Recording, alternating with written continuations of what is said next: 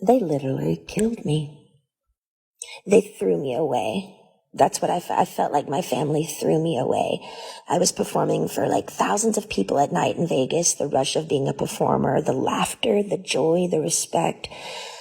I was shaking over 40 people's hands every night before a show, training weekly, 3 training sessions a week, AA meetings, therapy sessions. My dad literally, I was a machine. I was a fucking machine. Not even human, almost. It was insane how hard I worked. And the one time I speak up and say no in the rehearsals to a fucking dance move, they got pissed.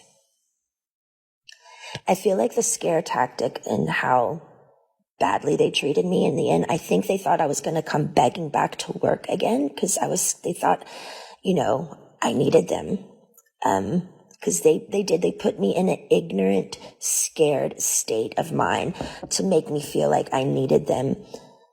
And if you don't do what we say, we're going to show you who's boss. I didn't play their game anymore.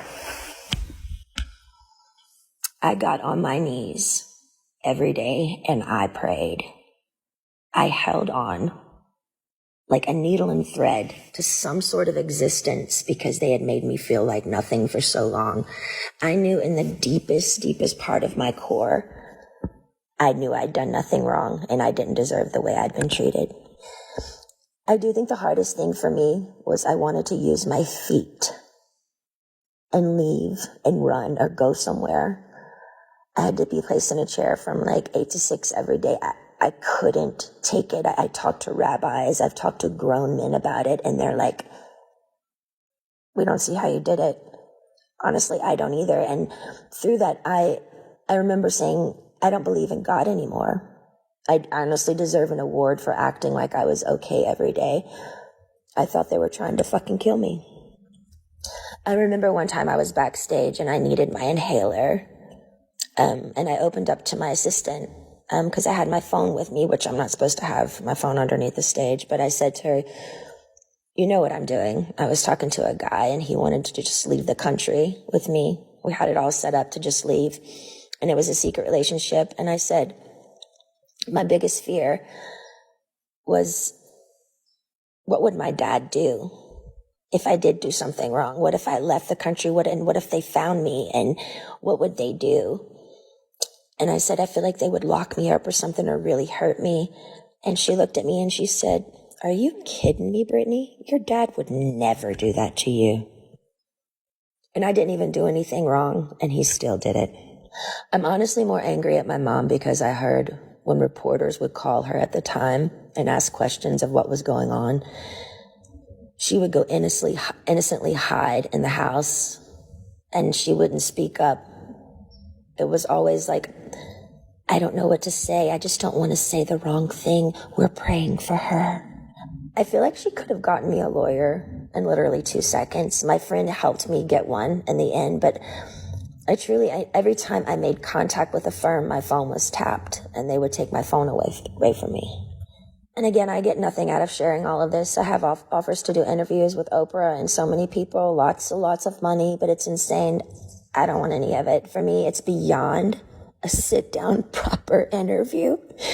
I had no contact in that place for so long, and my heart would just want to stand up in my family's faces and scream and cry and throw a tantrum and go back in time and do exactly what I wanted to do at those times. Yeah, and might even spit in their fucking faces. Why?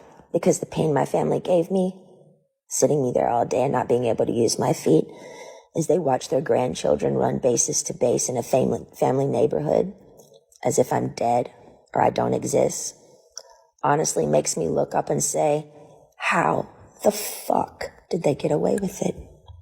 How is there a God? Is there a God? Giving 8 galls of blood weekly, not being able to stand up. I was so weak. And my family's at my beach house. I was scared, broken. I'm sharing this because I want people to know I'm only human. I do feel victimized after these experiences. And how can I mend this if I don't talk about it? I have an amazing song right now with one of the most brilliant men of our time, and I'm so grateful.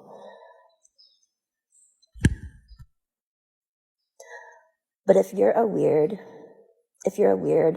introvert oddball like me, who feels alone a lot of the time, and you needed to hear a story like this today so you don't feel alone,